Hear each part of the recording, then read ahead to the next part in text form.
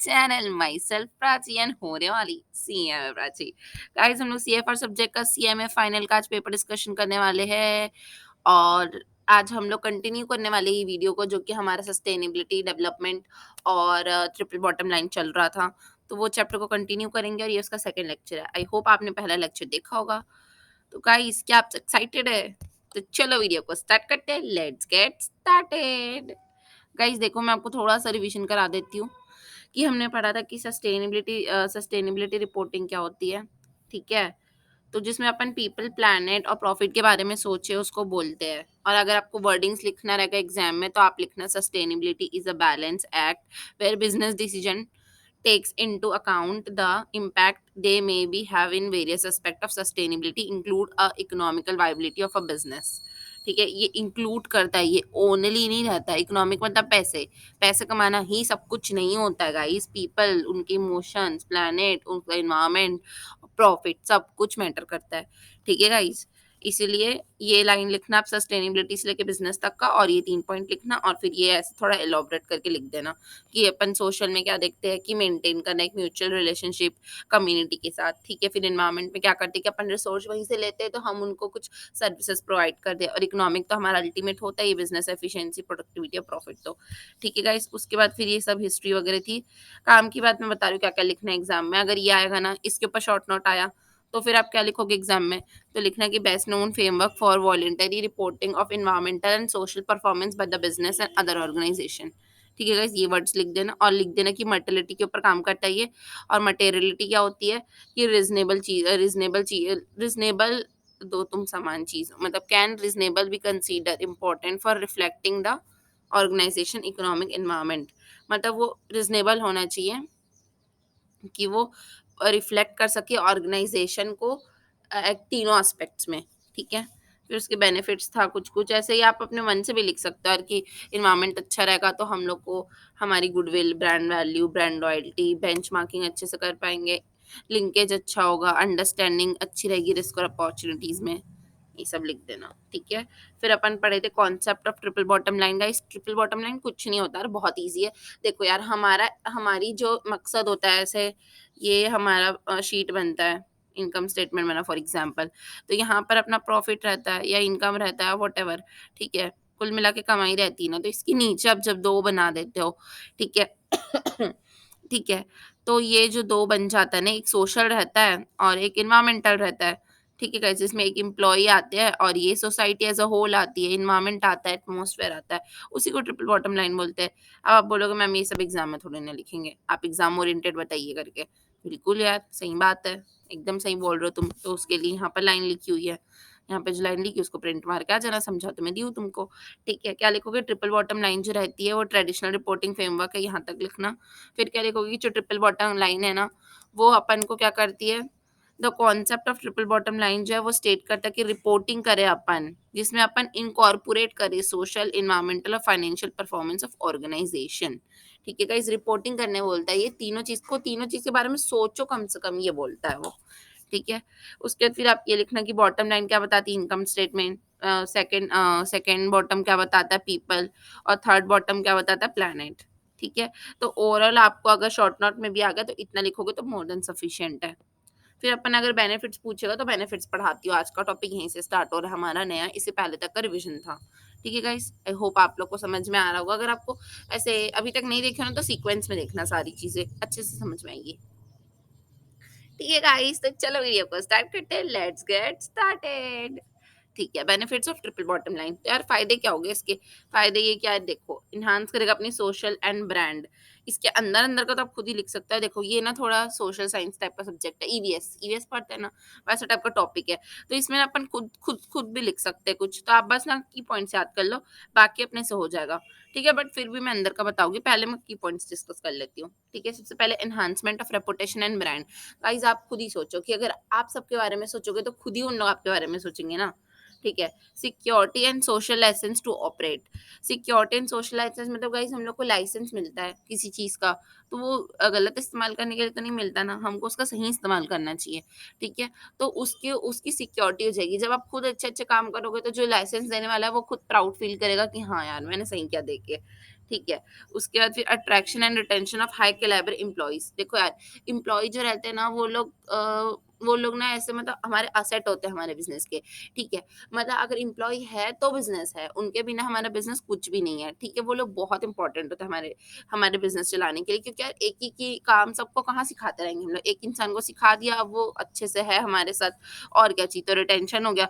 अब गाइज़ अगर आपके पास कुछ एम्प्लॉइज़ की कमी है तो आपको बुलाना भी पड़ेगा ना, तो अट्रैक्ट कैसे करोगे? अगर आप उसको सिर्फ़ बोलोगे कि यार मैं ना, आपको समझ लो कंपनी ए है और वो ना उसको 40,000 सैलरी देती है और कुछ नहीं देती उसके अलावा, बस सिर्फ़ 40,000 सैलरी से उसको मतलब है, बाकी कुछ नहीं मिलता उसको। पर आप बी कंपनी हो, आपके पास उतने पैसे नहीं हैं, पर आप पैसा कमाने चाहते हो ना, तो आप क्या करोगे? उसको बोलोगे भाई मेरे पास है तो सिर्फ़ 30,000, बट तू याद रखना मैं तेरी फैमिली को सिक्योर करूँगा, तेरे को सोशल रिकॉग्नाइजेशन दूँगा, ठीक है? तेरे को तेरी ये सेल्फ एस्टीम की रिस्पेक्ट करूँगा और तेरे को यहाँ पर बहुत अच्छा फ़ील होगा, ठीक है? तो डेफ़िनेटली जो एम्प्लॉयी यहाँ कमा रहा था वो यहाँ आ जाएगा शिफ्ट होके। क्यों आ जाएगा? क्योंकि यार सिर्फ़ पैसा ही सब कुछ नहीं होता है, बाकी चीज़ें भी मिल रही है ना हमको, वो भी मैटर करता है, ठीक है? तो इसीलिए मेबी एम्प्लॉयी यहाँ आने के बारे में सोच सकता है, क्योंकि बाकी चीज़ें उसको वहाँ नहीं मिल रही है। हेल्थ के बारे में ध्यान रखने वाला एम्प्लॉयर, और क्या चाहिए यार, हेल्थ बहुत इम्पोर्टेंट होती है इंसान की, ठीक है?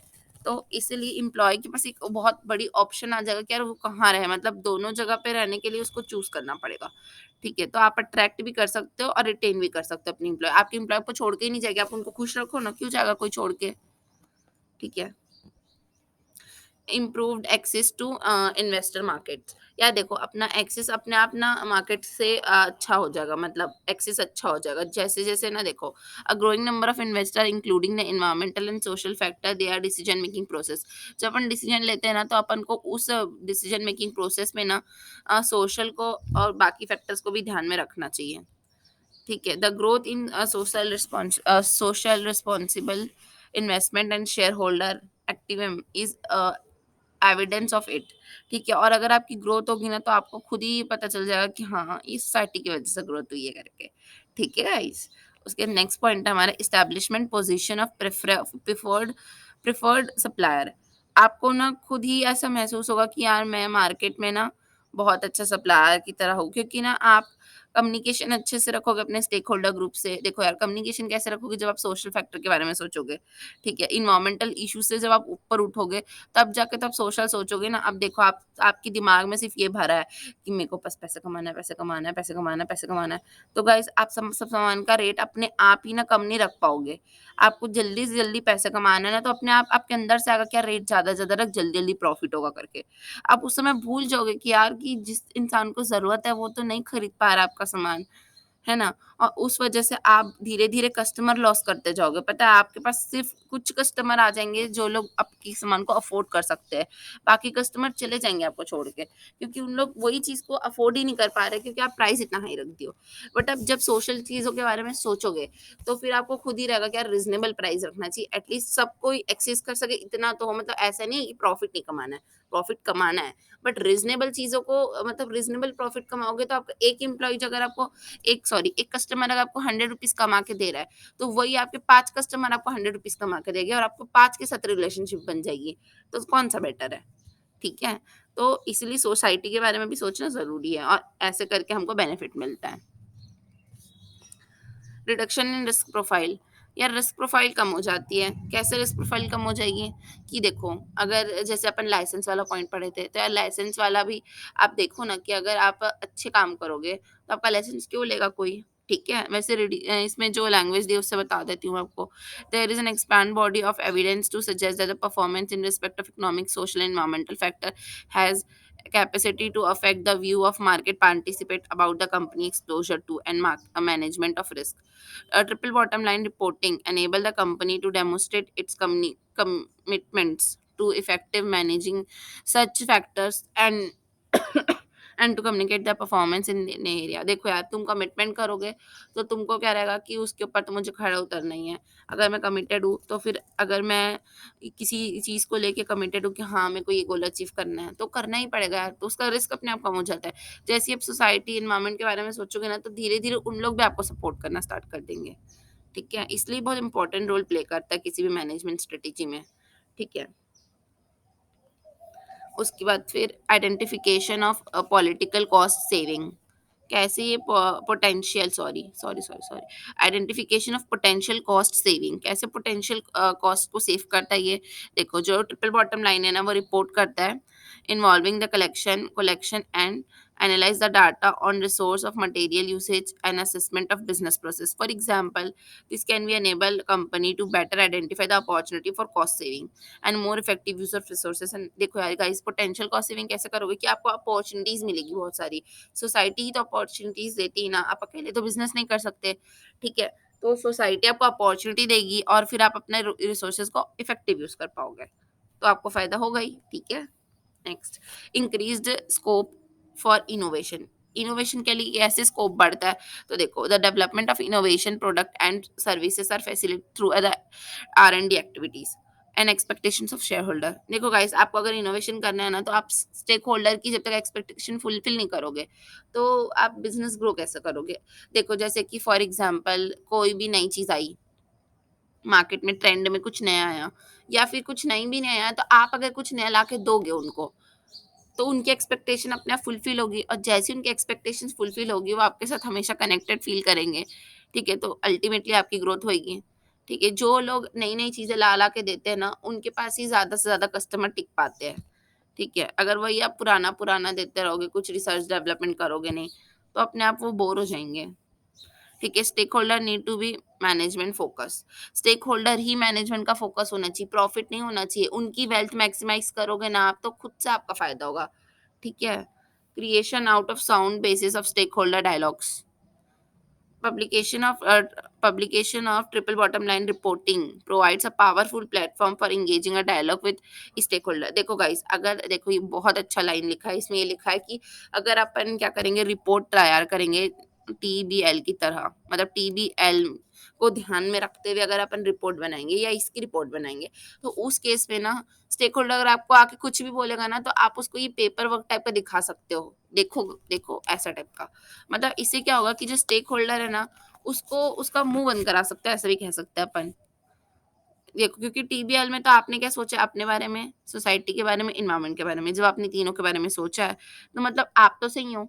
और अगर आप सही हो और फिर भी अगर आपको कोई कुछ बोल रहा है, तो फिर उस केस में आप उसको दिखा सकते हो ना, देख भाई मैं तो किया हूँ इतना सारा सब कुछ, तो ऐसा नहीं बोल सकता कि मैंने कुछ नहीं किया अभी तक तेरे लिए। ठीक है, understanding the stakeholder requirement, उसकी रिक्वायरमेंट के हिसाब से उसको एक प्लेटफॉर्म प्रोवाइड करता है ये, और फिर दिखा अपन बता सकते हैं उनको कि देखो हम आपके लिए, हमने आपसे ये कमिटमेंट की थी और देखो हमने ये सब फुलफिल किए हैं। और ऐसे करके आप उनको फील गुड भी करवा सकते हो और अपने तरफ रिटेन रख सकते हो कस्टमर्स को। ठीक है, और एम्प्लॉयज को भी। ठीक है, सबसे ज़्यादा मेन तो ये रहता है कि रिलेशनशिप बनाता है अपना सुपीरियर के साथ और स्टेक होल्डर ग्रुप के साथ। ठीक है, और ये अकाउंटेबल रहता है सोसाइटी और उसके लिए। आई होप गाइज आप लोग को लर्न हो गया होगा पॉइंट्स और समझ में अच्छे से आएगा। मैं आज ज़्यादा समझाने पे फोकस की थी ना। आई होप मतलब ये वाला ज़्यादा अच्छा रहा। मैं ना कंफ्यूज रहती हूँ कि मैं लाइन बाय लाइन पढ़ के आपको एक्सप्लेन करूँ या फिर मैं खुद से एक्सप्लेन करूँ। ठीक है, आप मुझे कमेंट करके बता सकते हैं कि कैसे करना ज़्यादा बेटर लगता है आप लोग को। ठीक है, मैं की पॉइंट्स याद करवाने की कोशिश करती हूँ आपको। चलो याद करते हैं। देखो सबसे पहले क्या-क्या फ़ायदे होंगे अगर अपन सबको साथ लेके चलेंगे, ये मानती हूँ मैं तो। ठीक है, तो सबसे पहले हमारी रेपुटेशन इंक्रीज़ होगी। हमारे पास सोशल एसेंस जो मिला है वो ऑपरेट करने में ईज़ होगा। ठीक है, अट्रैक्ट और रिटेन होंगे एम्प्लॉइज़।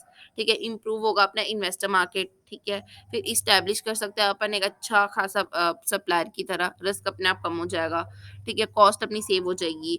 देखो गाइस, सारे पॉजिटिव पॉइंट को ना क्या लिखा है इसमें कि अपन को या तो पता चल जाएगा या तो वो कम हो जाएगा, और नेगेटिव पॉइंट को क्या लिखा है कि नेगेटिव पॉइंट कम हो जाएगा। जैसे कॉस्ट है तो कम हो जाएगी, रिस्क है तो कम हो जाएगा, प्रॉफिट है तो बढ़ जाएगा। मतलब डायरेक्टली प्रॉफिट लिखा तो नहीं, बट अल्टीमेटली तो प्रॉफिट बढ़ना ही है ना। अब आपके शेयर होल्डर लोग ज्यादा से ज्यादा कमाएंगे, तो कमा के कौन दे रहा है, आप ही दे रहे हो ना। मतलब अल्टीमेटली प्रॉफिट तो आपका ही बढ़ रहा है। ठीक है, तो ऐसे सोचना है बस। एक बार सोचोगे तो अपने आप पॉइंट्स याद आ जाएंगे एग्जाम में। ठीक है, बस दिमाग लगा के याद करना और एग्जाम में याद करके आना, मतलब लिख के आना। ठीक है, फिर देखो कॉस्ट कम हो गया, रिस्क कम हो गया, फिर क्या स्कोप बढ़ गया, स्टेक होल्डर की नीड्स फुलफिल हो गई, और अपना जो स्टेक होल्डर के साथ डायलॉग कर सकते हैं अपन। मतलब ऐसी रिपोर्ट बनाओ जिससे अपन स्टेक होल्डर के साथ बातचीत कर सकते हैं और उनको खुश फील करवा सकते हैं। ठीक है गाइस। तो नेक्स्ट टॉपिक पे चलते हैं अपन, implementation of triple bottom line. ठीक है, इम्प्लीमेंट कैसे करेंगे यार, सोच तो लिए करना है, फायदे भी पता चल गए, अब करेंगे कैसे, ये तो बात हुई ना। ठीक है, तो चलो डिस्कस करते हैं अब। Triple bottom line reporting would be the little relevance to the reporting of a company और इट्स स्टेक होल्डर। वो थोड़ा थोड़ा ना रिपोर्टिंग से रिलेटेड ही है। If it's not align to the company overall business strategy, the decision to move full triple bottom line reporting does not take a lightly. It must be a senior management. देखो guys, ये बोल रहा है कि जो reporting है ना, उसको अपन को कंपनी रिपोर्टिंग जैसे ही करनी होती है, बट ना इसको ओवरऑल बिजनेस स्ट्रेटेजी में अपन ऐसे घुला मिला देंगे ना तो अच्छा रहेगा। ठीक है, मतलब मतलब वो ये बोल रहा है कि उसको अपन को ना ऐसे नहीं समझना है कि ये सिर्फ एक बिजनेस स्ट्रेटजी है, मतलब तुम सिर्फ पैसा कमाने के लिए ये सब करो, ये अच्छी बात नहीं है। ठीक है, तुमको सीनियर मैनेजमेंट को ही काम देना चाहिए। सीनियर मैनेजमेंट कौन होता है, देखो एमबीए होता है, अच्छी अच्छी जगह से एमबीए करके आते हैं लोग, वो लोग सीनियर मैनेजमेंट में बैठते हैं। ठीक है, उनकी कमिटमेंट्स जो रहती है वही लोगों को मैटर करती है। ठीक है, अगर अपन ऐसे कुछ स्ट्रैटेजी बना देंगे और उसके हिसाब से करते रहेंगे ना, तो कुछ उतना यूजफुल नहीं रहेगा।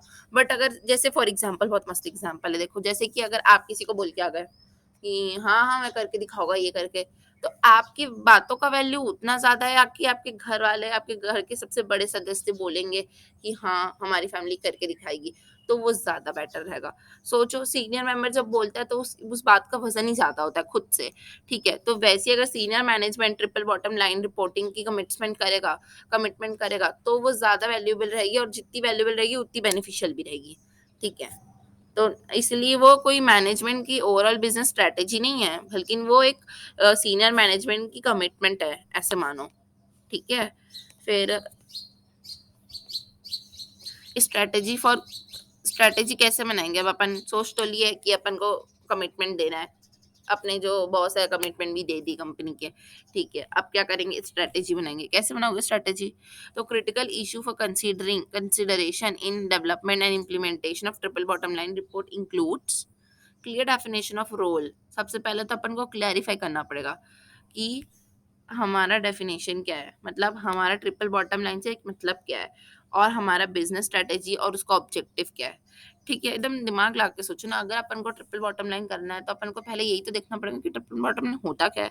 ठीक है, और उससे हमारे बिजनेस ऑब्जेक्टिव से क्या लेना देना है। ठीक है, ये देखना पड़ेगा पहले तो। फिर क्या देखोगे, establishment of resources and cost requirement. फिर आप देखोगे यार, बिजनेसमैन के पॉइंट ऑफ व्यू से ही सोचना पड़ेगा ना अपन को। ठीक है, अपन को काम भी करना है बट खर्चा भी तो बचाना है ना, तो इसीलिए अपन देखेंगे कि हमारे पास आखिर रिसोर्सेज क्या है यार, कितना खर्चा लगेगा। ठीक है, फिर अवेयरनेस ऑफ लीगल कॉम्प्लिकेशंस, मतलब अपन ये देखेंगे कि यार लीगली अपन को क्या क्या कॉम्प्लिकेशंस आ सकते हैं। ठीक है, उसके बाद फिर इम्प्लीकेशन लिखा है वैसे यहाँ पर, बट अब मैं इसको ऐसे इसलिए पढ़ा रही हूँ ताकि आप लोग का ध्यान रहे और अब जागते रहो। ठीक है, मेरे को पता है वहाँ पे इम्प्लीकेशन लिखा है। ठीक है, उसके बाद फिर understanding the risk involve in publication of information. अगर आप ऐसा इंफॉर्मेशन पब्लिश करते हो तो उससे क्या अंडरस्टैंडिंग और क्या रिस्क है उसका, ये पता चलता है। मतलब रिस्क रिस्क के बारे में हमको जानकारी मिलती है। तो सबसे पहले अपन को बिजनेस का रोल पता होना चाहिए, और वो कैसे मिला जुला रिपोर्टिंग से ये पता होना चाहिए। फिर इसके कॉस्ट रिक्वायरमेंट क्या है, फिर लीगल इम्प्लीकेशंस क्या है। ठीक है, और रिस्क कितना इन्वॉल्व है ये पता होना चाहिए।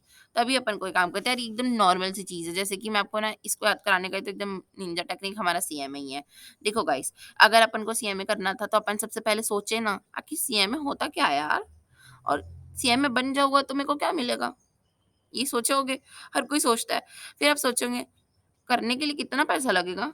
किताबें भी पढ़नी पड़ती हैं, ठीक है? नॉर्मल एकदम आप ऐसे सोचो जब आप 10वीं 11वीं में थे, या फिर उससे भी, मतलब जब भी आपको पता चला, तो तब आप क्या सोचते थे वैसे सोचना, ठीक है?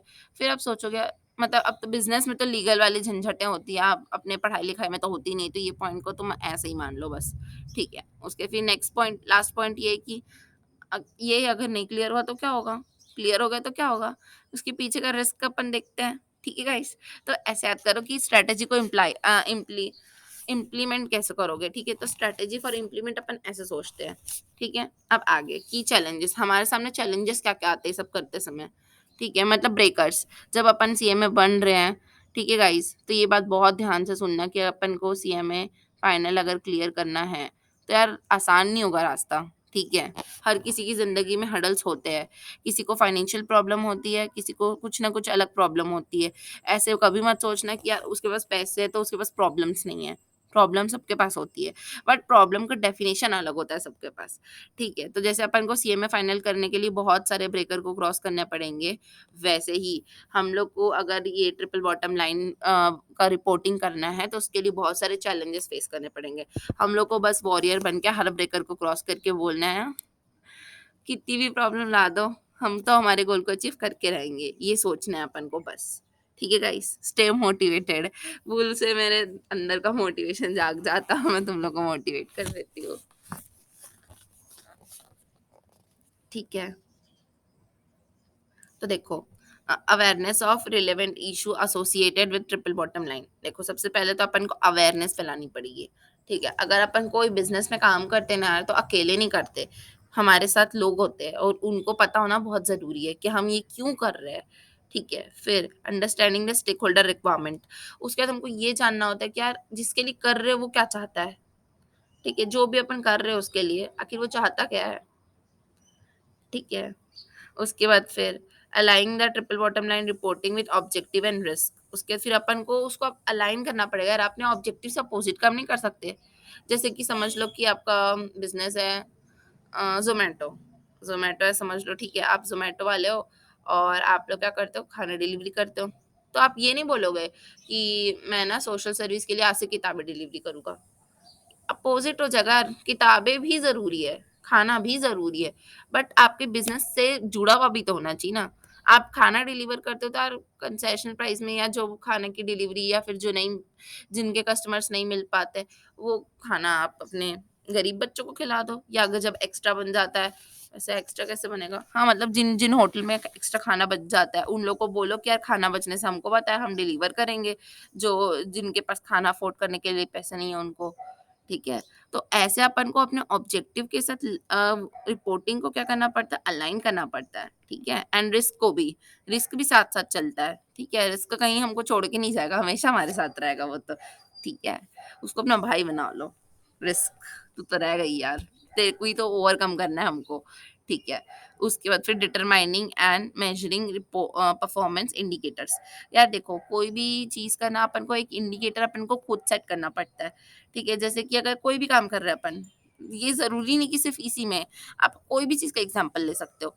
जैसे कि कुछ भी आप सोच लो, जैसे आप पढ़ रहे हो ना, तो आप अपने परफ़ॉर्मेंस को मेज़र कैसे करोगे कि यार आप पहले जब अपन प्लान बनाते हैं कि यार ऐसे-ऐसे पढ़ना है, ठीक है? कम से कम मैं टाइम टेबल की बात नहीं कर रही हूँ ना प्लीज़, मैं प्लान की बात कर रही हूँ कि अपन प्लान तो करते हैं ना, कौन-कौन से चैप्टर कवर करना है, कौन-सा चैप्टर कितना कवरेज रखता है, कितना वेटेज रखता है, ठीक है? और उसके हिसाब से अपन सोचते हैं। तो जब अपन थोड़े दिन तक उस काम को कर रहे हैं, समझ लो कोई चैप्टर लेके बैठे कि हाँ, इसको कंप्लीट करना है, तो अपन सोच के रखेंगे ना कि इतने दिन में ये हो जाना चाहिए, तो वो अपना परफ़ॉर्मेंस इंडिकेटर है, क्या अच्छा हम अचीव कर पाए। अगर अपन अचीव कर लिए अपने प्लान के हिसाब से, तो आप अपने आप को रेट दे सकते हो, हाँ एक्सीलेंट, तूने अपने गोल पे कंसिस्टेंसी दिखाई, उसको अचीव करने के लिए हिम्मत रखी और टाइमली अचीव कर लिया तूने, वेरी गुड। तो ये तुम्हारा परफॉर्मेंस इंडिकेटर होता है, ठीक है? वही अगर आप अचीव नहीं कर पाए, एक दिन लेट हो गए, तो उसके हिसाब से मतलब कह सकती हूँ मैं कि रिपोर्टिंग के लिए भी ना अपन को परफॉर्मेंस इंडिकेटर लगाने पड़ते हैं, ठीक है? तो की चैलेंजेस हो गए, मैं एक बार आपको रिवीजन करा देती हूँ। की चैलेंजेस पहला क्या है कि अपन को सबको बताना है, अवेयरनेस होनी चाहिए उस इश्यू के बारे में, फिर उसको समझना है, उसके कैसे समझना है कि जिसके लिए कर रहे हो उसको, उसकी नीड्स को हमको समझना है। अब आप ऐसे मस्त से सोच रहे हो कि समझ लो, मैं आपके आपके गर्लफ्रेंड बॉयफ्रेंड का एग्जांपल लेती हूँ, ठीक है? आपका कोई भी स्पेशल वन है, ठीक है? तो अगर उसको कुछ चाहिए, जैसे कि समझ लो कि उसको चाहिए, उसको समझ लो कि कुछ चाहिए ही नहीं गिफ्ट में तुमसे, फॉर एग्जांपल मान लो ना, होते यार ऐसे लोग, ठीक है?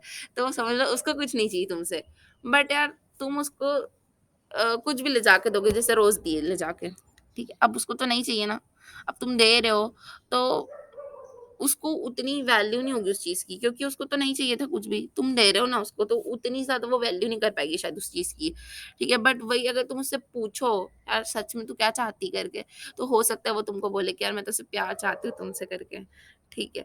हो सकता है उसको सिर्फ़ प्यार चाहिए और मटेरियल चीज़ से उसको कोई लेना-देना ना हो, उसको कुछ भी नहीं चाहिए हो, ठीक है। तो वो ज़्यादा खुश होएगी अगर तुम उसको टाइम और प्यार दोगे, ना कि तुम उसको रोज़ दे रहे हो, कार दे रहे हो, गाड़ी दे रहे हो, रिंग दे रहे हो, कपड़े दे रहे हो, यार वो सब ठीक है, वो सब सेकेंडरी चीज़ें हैं। पहली चीज़ तो पहली रिक्वायरमेंट तो time and money sorry time and love होती है, मनी तो सेकेंडरी चीज़ होती है, ठीक है। अब आगे बढ़ते हैं यार, छोड़ो ये सब। ठीक है, तो अवेयरनेस हो गया, अंडरस्टैंडिंग स्टेक होल्डर रिक्वायरमेंट हो गया, अलाइंग ऑब्जेक्टिव एंड रिस्क हो गया और फिर डिटरमाइनिंग परफॉर्मेंस इंडिकेटर्स। ठीक है, आई होप आप लोग को समझ में आया होगा। Sorry for the boring examples, next time से ध्यान रखोगे यार। चलो, फॉर्म्स, टीवीएल के फॉर्म्स क्या होते हैं? कितने टाइप की रिपोर्टिंग कर सकते हैं यार अपन?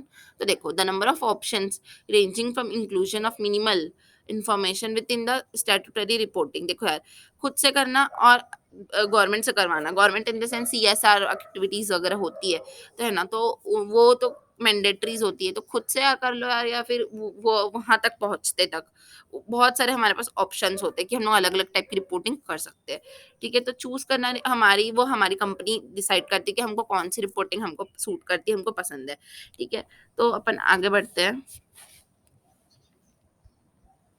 The overall strategy objectives. ठीक है, तो सबसे पहला क्या है कि हम लोग को सबसे पहले ओवरऑल स्ट्रैटेजी ऑब्जेक्टिव देखना है अपने बिजनेस का, फिर अपन देखेंगे कि अपन के पास कितनी कैपेसिटी है। यार जेब में जितने पैसे रहेंगे उसमें से ही तो अपन दान कर सकते हैं ना, उधार लेके तो दान नहीं करते। ठीक है, तो सबसे पहले अपना ऑब्जेक्टिव देखेंगे, फिर देखेंगे कि अपने पास कैपेसिटी कितनी है, फिर प्रायोरिटाइज करेंगे जो रिक्वायरमेंट है स्टेक होल्डर की लाइन से, उसको अपन प्रायोरिटाइज करेंगे कि पहले मेरे को सबसे ज़्यादा देना क्या ज़रूरी है, सामने वाला इंसान क्या चाहता है, सबसे पहले जो चाहता है उसको सबसे पहले वो दो, बाद में तुम ये सब देते रहना जो सेकेंडरी चीज़ें हैं, ठीक है। फिर द रिपोर्टिंग एक्टिविटी है, उसके बाद फिर रिपोर्ट करो, इंडस्ट्री सेक्टर में है तो मतलब वहाँ पे बताओ क्या है, हमने हमने ये किया था, ऐसे करके बताना है, ठीक है। यूज यूजेस ऑफ टीबीएल, यूज क्या क्या कहाँ कहाँ पे यूज आता है, तो बिजनेस में आता है, एनपीओ में आता है, गवर्नमेंट करता है इसको यूज, ठीक है, तीन जगह होगा। तो देखो, TBL is a core value of sustainability, having a completion in a business world due to accumulating evidence of greater long term profitability। ठीक है, लॉन्ग टर्म प्रॉफिटेबिलिटी के लिए हम लोग सस्टेनेबिलिटी से ये कोर वैल्यू हमको प्रोवाइड करता है ये रिपोर्टिंग। ठीक है, जैसे कि for example reducing waste for packing can be reduce the cost. Packing में अगर अपन कम खर्च करेंगे तो अपने आप हमारी कॉस्ट कम होगी, तो प्रॉफिट इंक्रीज हो गई। नॉन प्रॉफिट जो रहते हैं, नॉन प्रॉफिट कंपनी, उन लोग सस्टेनेबिलिटी इश्यूज उन लोग को भी होता है, वो लोग म्यूचुअली अफेक्ट करते हैं अपने स्टेक होल्डर को, और कंपनी जो रहती है वो भी अलाइन करती है अपने ऑब्जेक्टिव को अपने सस्टेनेबिलिटी के साथ साथ, और फिर उसके साथ वो है वेलफेयर करती है, इन्वायरमेंट को प्रोटेक्ट करती है। गवर्नमेंट जो रहती है यार, उसका तो काम ही होता है सस्टेनेबिलिटी में काम करे, ठीक है, और वो उसी तरीके से मॉनिटर करती चीज़ों को और डिसीजन लेती है, ठीक है।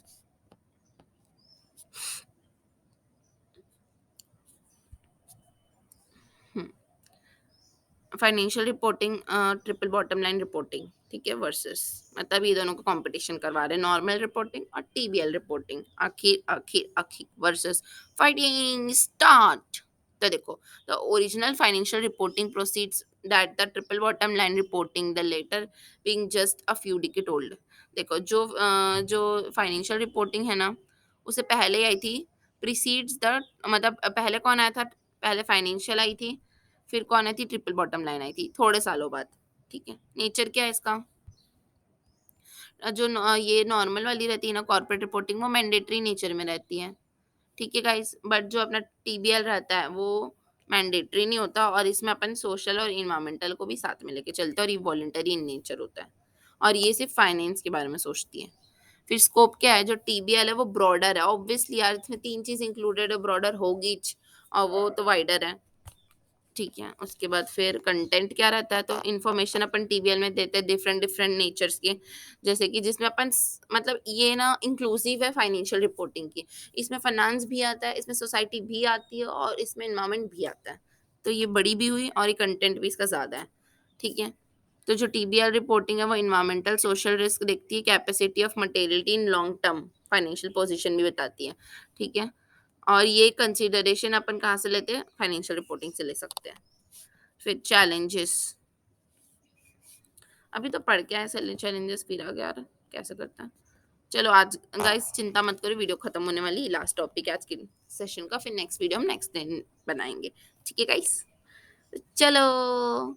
The primary challenge in triple bottom line is calculate the triple bottom line three piece. ठीक है, सबसे पहले हमारा चैलेंज तो यही है, बाहर सबसे बड़ा भारी काम है। और थ्री पीस कौन होते हैं ये पता करो सबसे पहले। ठीक है, तो थ्री पीस पता चल जाएंगे। Not the measure using the common unit, profit is express in monetary. देखो यार, सबका मेजर भी अलग अलग होता है बोल रहा है। ठीक है, जैसे कि प्रॉफिट जो होता है वो किस में आता है, मॉनेटरी टर्म्स में आता है। It is possible to measure the social capital, is it what is environmental ecological health. यार मतलब तुम ऐसे कैसे मेजर कर सकते हो कि तुम्हारा अगर कोई प्रोडक्ट है उससे सामने वाले को, मतलब सोसाइटी को क्या नुकसान हो रहा है। मतलब अगर पोल्यूशन हो रहा है तो आप रुपए में कैलकुलेट कैसे करोगे कि यार कितना कितने रुपए का पॉल्यूशन, कितने रुपए का मैंने नुकसान किया, ऐसे पूछ सकते हो किसी से आप। या फिर किसी की हेल्थ को प्रॉब्लम हो गई तो आप उससे पूछ सकते हो क्या कितने रुपए का हेल्थ इशू हुआ था को। तो वो तो फिर भी से यार वो बिल दिखा देगा, एक बार वो भी पता चल जाएगा। बट यार इन्वायरमेंट में आप कितना पोल्यूशन फैला रहे हो और उस पोल्यूशन से कौन कितना परसेंट हार्म हो रहा है, वो तो आप कैलकुलेट नहीं कर सकते ना। ठीक है, तो फिर कैसे बांटेंगे अपन। तो अपन सारे डायमेंशन देखेंगे टीबीएल का। ठीक है, जिसमें सब कुछ इंक्लूड होगा। ठीक है, उसके बाद क्या करेंगे, एक चैलेंज, एक प्रॉपर मेथड निकालेंगे इसका राइट प्राइस निकालने के लिए कि आखिर हमने कितना कितना नुकसान पहुंचाया है। तो उसका सोल्यूशन दिया गाइस, बहुत इंटरेस्टिंग लग रहा है मुझे तो सोल्यूशन। चलो देखते हैं क्या है, आखिर होगा क्या। मैं तो यही सोची यार, पोल्यूशन से एक इंसान को, किसी इंसान को कितना अफेक्ट हो, ये कैसे पता चलेगा, क्या पता, देखते हैं, चलो। The solution advocate by the some expert in field of the calculate the TBL in terms of index. Okay, उन लोग ना इंडेक्स के फॉर्म में निकाल के दिए हमको। सोल्यूशन इसका कैसे होगा आप देखते हैं। Possible to in eliminate the in compatibility units issues and as universally accepted accounting methods allow the comparison between entities। तो guys ये लोग क्या किए हैं पता है, अभी तक तो कुछ किए ही नहीं है, बस ये लोग एलिमिनेट किए हैं कि जो कंपेयर नहीं कर पाते ना अपन, इनकम्पेरेबिलिटी इन यूनिट्स, मतलब कंपेयर नहीं कर पाते तो एक टाइप का यूनिट रखे ताकि अपन कंपैरिजन कर सके, कंपैरिजन परफॉर्मेंस कर सके अपने कंपनीज में, सिटीज में, प्रोजेक्ट्स में, और बेंचमार्क कर सके उसको। इसीलिए ना ये लोग ऐसा ही कुछ यूनिट इंडेक्स निकाले हैं, देखते क्या है। An example of index is compare to contrary versus with the nation performance for variety of component in Indiana Business Research Indian होगा ये Business Research Center Innovation Index। However, the remaining solution बताओ ना यार, क्या बता रहे हो। How can the index is component weighted? How each P get equal weightage? देखो यार, कौन कौन सी चीज़ों में वो सोच के बना इंडेक्स, ये बता रहा है। सबसे पहले वो ये सोचे कि कितना वेट देना है, उसके फिर कैसे हम लोग बराबर सब पी को देखें, ये बता रहा है। फिर सब कंपोनेंट्स पी का बता रहा है। ठीक है, फिर क्या है, इक्वल सबको क्या इक्वल वेट देना ठीक रहेगा, ये सोच रहा है। फिर जो पीपल कैटेगरी है वो सबसे इम्पोर्टेंट है या प्लानट कैटेगरी सबसे इम्पोर्टेंट है, उसके बाद फिर डिसीजन किसके रिस्पेक्ट्स में ले, ये सब वो सोच रहा था बेचारा बनाते वक्त। फिर अपना अनदर ऑप्शन क्या would be the away of measuring the sustainability in monetary sum using the or use a index. It is suggest to use sustainability measure stand alone. For example acres or wealth rents would be the measure and the progress. मतलब वो बोल रहे कि acres में अपन देखते हैं अब करके। ठीक है, तो अगर अपन एकर्स में देखेंगे तो वो एक्सप्रेस होगा, डिस्ट्रक्ट होगा over the time. The down side of this approach, अच्छा हाँ, मैं समझ गई। कुछ कुछ लोग ना ऐसे सजेस्ट कर यार ऐसे देखते हैं वैसे देखते करके, तो कुछ लोगों ने हमको बोला कि एकर्स के फॉर्म में देखो। यार मेरे को नहीं लगता एग्जाम ओरिएंटेड है ये, बट नॉलेज तो होनी चाहिए ना, करके मैं पढ़ा देती हूँ। ठीक है, user may be get metrics ticks. ठीक है, बहुत सारे डिफिकल्ट है इसको मेजर करने में तो, बट फिर भी से बिजनेस एंटिटी कर लेगी ना, उसके ऊपर डाल देते हैं हम सारा काम। ठीक है गाइस, तो ये not so relevant for examination. ठीक है, बट ठीक है, नॉलेज होनी चाहिए। तो अच्छा लगा जान के मुझे ये। तो thank you so much for watching this video. I hope आप लोग को पसंद आया होगा मेरा लेक्चर, और अगर अच्छा लगा हो तो please share with your friends and do subscribe. Bye bye.